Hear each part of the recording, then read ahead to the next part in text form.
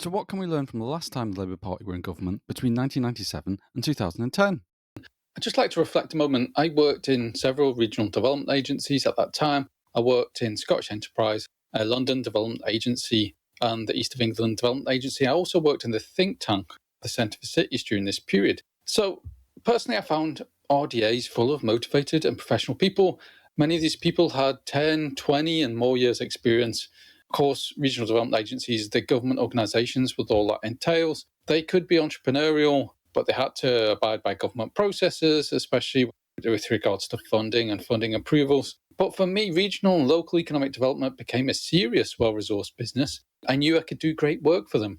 We held some great debates, helped inform and build knowledge. There was a great community of practice. We met with other RDA people and regularly shared experiences. We fought for resources and the best solutions for our regions. We were committed to evidence-based policy. I worked in a unit and led a unit where we delivered significant research and insights to help inform priorities and practice.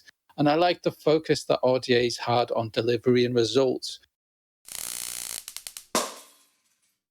I found it hard to believe that the next government in 2011 was perfectly willing to erase 25 and more years of experience and expertise that went into RDAs, because RDAs absorbed the previous institution's experience and people.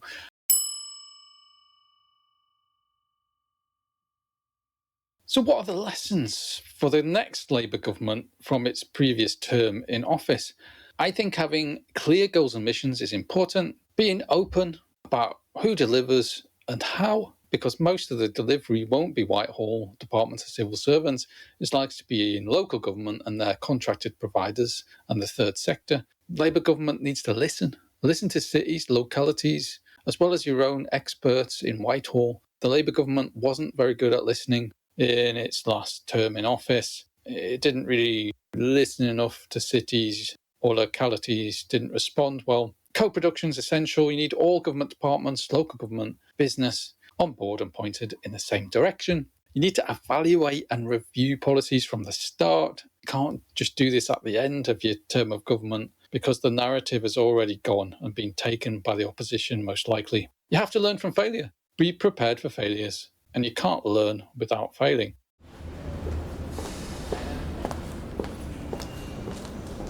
I think in terms of visibility and feel, that's important and was missed last time. People need to feel the benefits of your regional and local economic policies, whether these people are in local government or in local communities or businesses. They need to be visible, the benefits.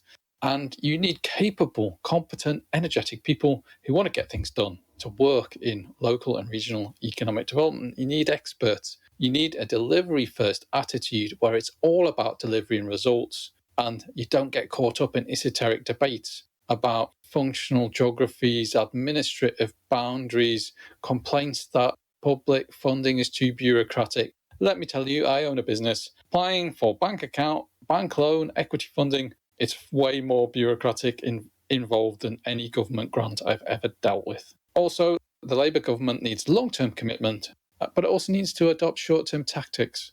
It will take decades to address the local and regional economic disparities in the UK. So we need short-term and medium-term wins to keep momentum and commitment going, as well as long-term commitment.